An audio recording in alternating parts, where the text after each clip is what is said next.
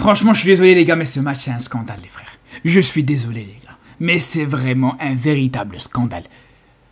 Alors attention, je dis pas que le PSG méritait pas de gagner, c'est pas du tout ce que je dis. Je dis pas que le PSG était moins bon que le Bayern, il n'y a pas de souci là-dessus. Moi-même, j'ai dit avant ce match, dans ma vidéo de pronostic pour ces quarts de finale, j'ai dit que je voyais le PSG se qualifier sans problème. Mais de cette manière-là, je suis désolé, pour moi ça entache cette qualification. Comment tu peux ne pas siffler le penalty sur Musiala? Je comprends pas les gars. Le mec se fait littéralement broyer la cheville les frères. Regardez-moi ça.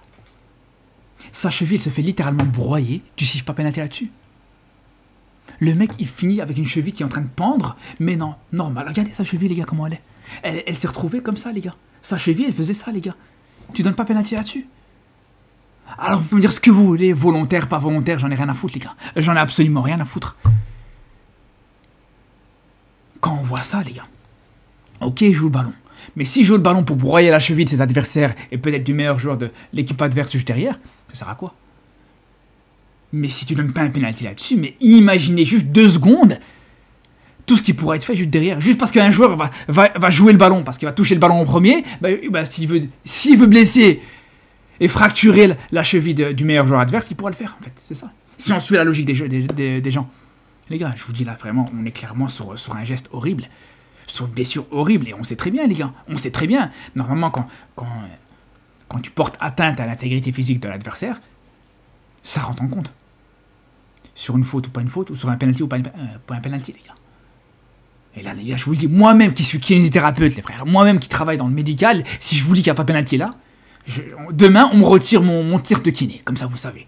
Demain on me retire du domaine médical. Ça serait peut-être une faute professionnelle en tant que professionnel de la santé que de dire qu'il n'y a pas pénalité là-dessus, les gars.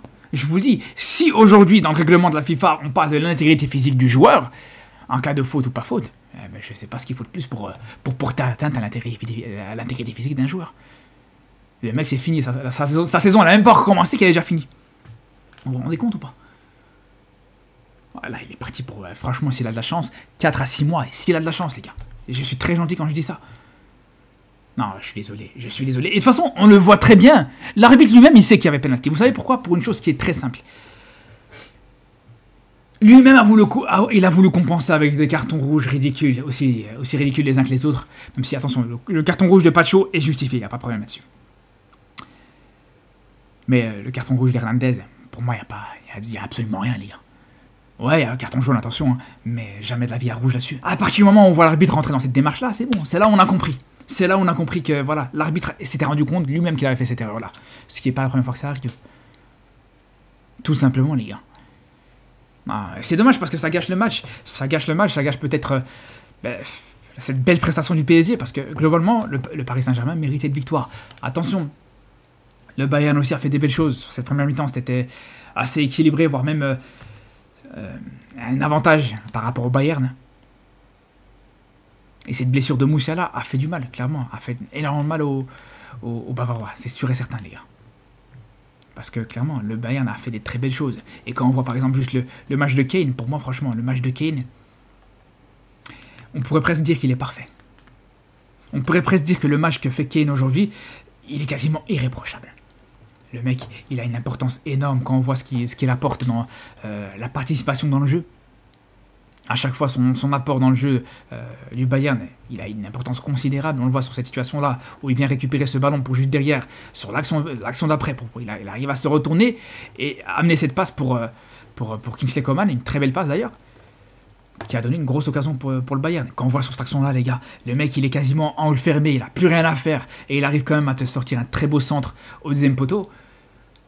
Encore une fois, ça montre à quel point, sur plein d'aspects différents, et même sur l'aspect défensif, Kane arrive à réussir à être très dangereux aujourd'hui.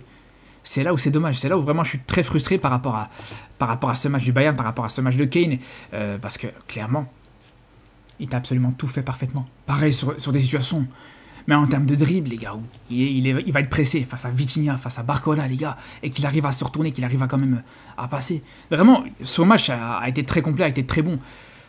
Mais malheureusement, il n'est pas exempt de tout reproche. Quand on voit par exemple le but qu'il te met, alors il met un très beau but.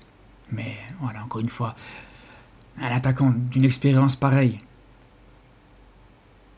qui est très bon, qui a des années d'expérience, etc., qui te fait qui arrive pas, encore une fois, à gérer le hors-jeu. C'est là où c'est problématique, je suis désolé les gars. C'est là où c'est pas normal. Mais bon, si c'était que ça, à la limite, pourquoi pas. Mais clairement, le premier but du PSG, c'est clairement la faute de Kane. C'est totalement la faute d'Harry Kane, les gars, clairement. Cette perte de balle qu'il fait face à João Neves, il n'a pas le droit de perdre le ballon à cet endroit-là du terrain, les gars. Et juste derrière, ça s'est payé cash. Et c'est là où, pour moi, ça a son importance. Parce qu'on peut me dire c'est anecdotique. Le penalty qui n'a pas été sifflé pour le Bayern en première mi-temps. On peut me dire c'est anecdotique. Et ça peut s'entendre. Mais les gars, je suis désolé. On sentait, c'était le genre de match où on sentait que l'équipe qui arrivait à faiblir en premier, l'équipe qui encaissait en premier, c'était l'équipe qui allait finir par sombrer. Et c'est ce qui s'est passé au final. C'est totalement ce qui s'est passé. Parce que le Bayern, au final, avant l'ouverture du tour du Paris Saint-Germain, ils ont été très bons. Ils n'étaient pas ridicules, malgré le fait qu'ils ont perdu Moussiala juste avant la mi-temps. Ils ont été très bons, mais une fois qu'ils ont encaissé ce but, c'était terminé, les gars. Bayern, totalement méconnaissable. C'est pour ça que je pense vraiment, tu donnes ce penalty à 0-0, pour moi, le match est différent.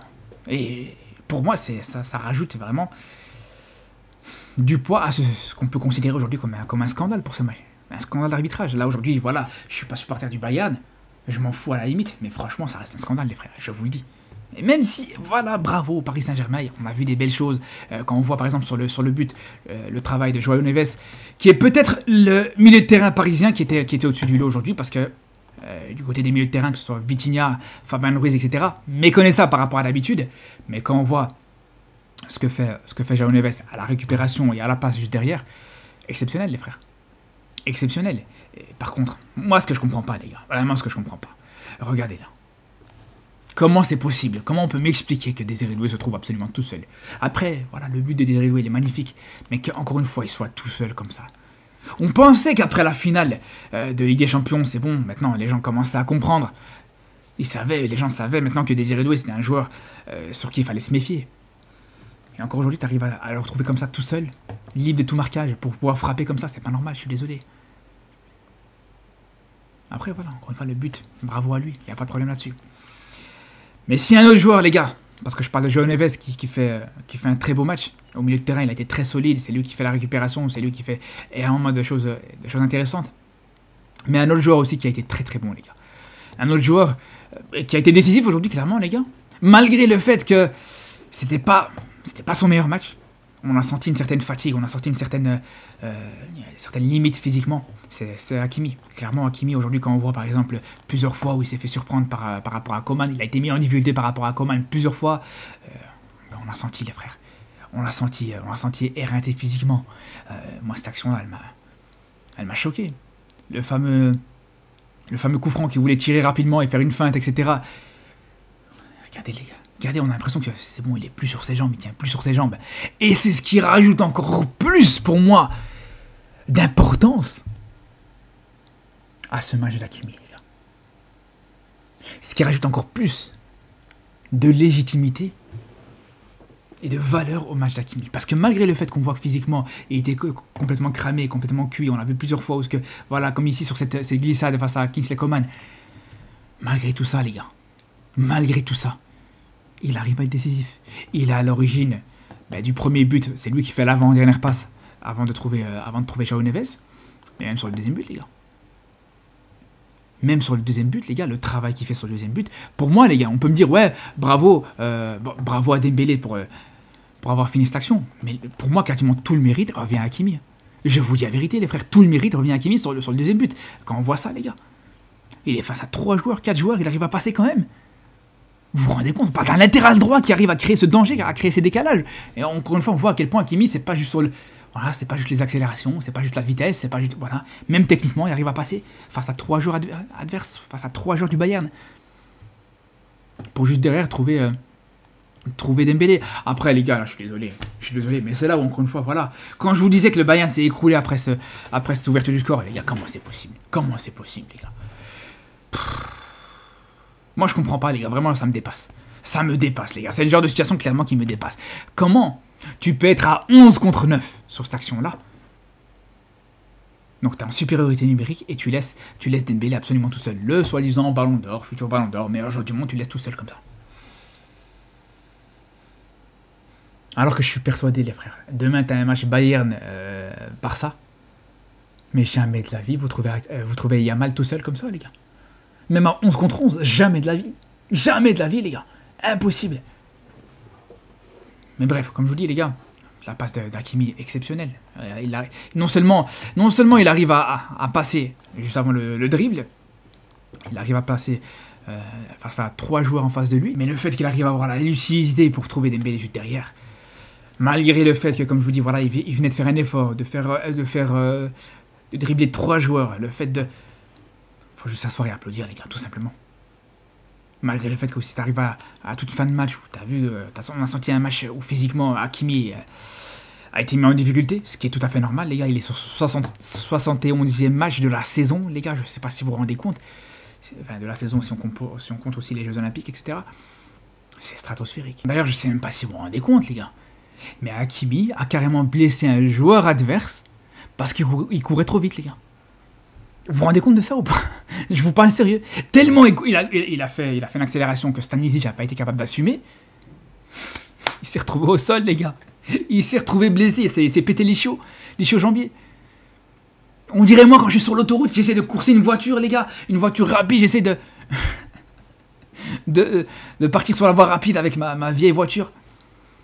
C'est exactement la même chose, les frères. Le moteur, il n'a pas suivi. Le moteur est trop faible, il a surchauffé, tout simplement, les gars. Bref, en tout cas, félicitations quand même au PSG, aux supporters parisiens. Ouais, les gars, j'espère juste une chose, les gars. J'espère juste une chose. C'est qu'on verra pas une demi-finale PSG Real Madrid, les gars. Ça serait le pire scénario possible. Vraiment, ça serait le pire scénario possible. Bref, les frères, on se dit à très vite pour de nouvelles vidéos. Et surtout d'ici là, les gars, prenez soin de vous.